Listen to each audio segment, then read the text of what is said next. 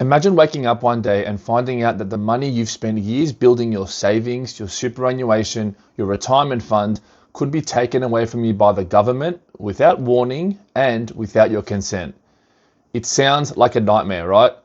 But what if I told you that this isn't some dystopian fantasy? It's a very real possibility happening right now, and most Australians have no idea. Now, back in 2018, a quiet change was made in our legislation, something that most people have never heard of. Without any fanfare, without any big headlines, the government passed a law that gives them the power to seize your savings if they decide it's necessary, especially during a time of crisis. And they did it through what's called a voice vote. That means no individual names were recorded, no transparency, no public debate, just a simple yes or no. And the law was in place. Most politicians didn't even oppose it openly either. But why? Because they didn't want you to know. This law is called a bail-in law. It allows the government to effectively bail in your bank deposits and superannuation funds, your retirement savings, if they believe it's needed to stabilize the economy. Think about that for a moment. Your savings, which you've been told are safe and secure your entire life, could become part of a national rescue effort. Imagine a financial crisis hits, banks are collapsing, or the economy takes a nosedive.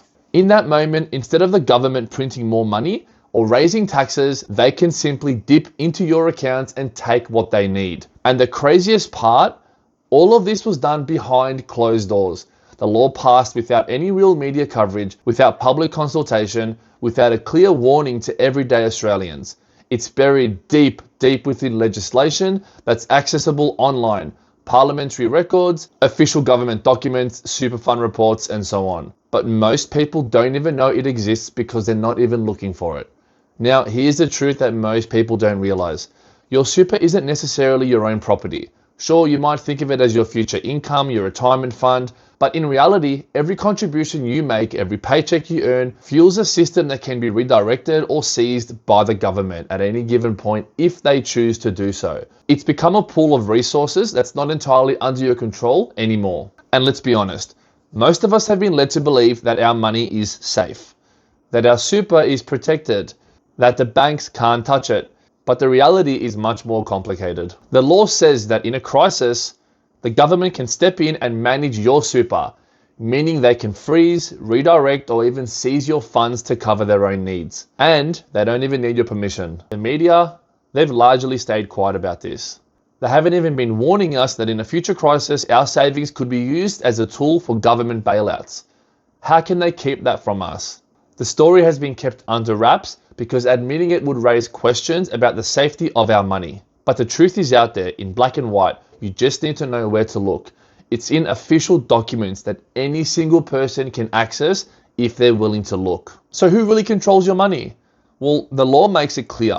If the government deems it necessary, they have the legal authority to step in and take what they want. This isn't some shadow conspiracy. It is legislation that's already in effect. It's just hidden in plain sight, which is why you probably haven't heard of it before. And if you think I'm lying, go on Google and search it up for yourself. Now think about what this means for your future, for your family's future. You've been told to work hard, save diligently, and that your super will secure your retirement. But what if the system was designed not just to help you save, but to take when they need it? What if every time you contribute, part of that money is being used to backstop the system or to cover the government's debts? And what if one day they decide that your savings are fair game? This isn't a scare tactic.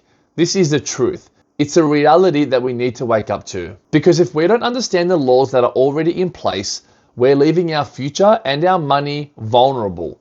The system was built not just to protect us, but to give the government a tool to control and, if necessary, take what's theirs, which is actually our money. So what can you do about it? First, you need to know what is happening.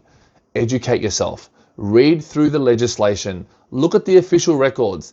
Don't rely on mainstream media to tell you the truth, because we know that's never going to happen. Once you understand the laws that are in place, you can start asking questions, demanding transparency, and making informed decisions about your money. Remember, it is your money. You are entitled to all of it. Well, you should be anyways. Because at the end of the day, knowledge is always going to be power. The more we know about how laws are changing, how our money is being managed, the better positioned we'll be to protect ourselves and our family's future.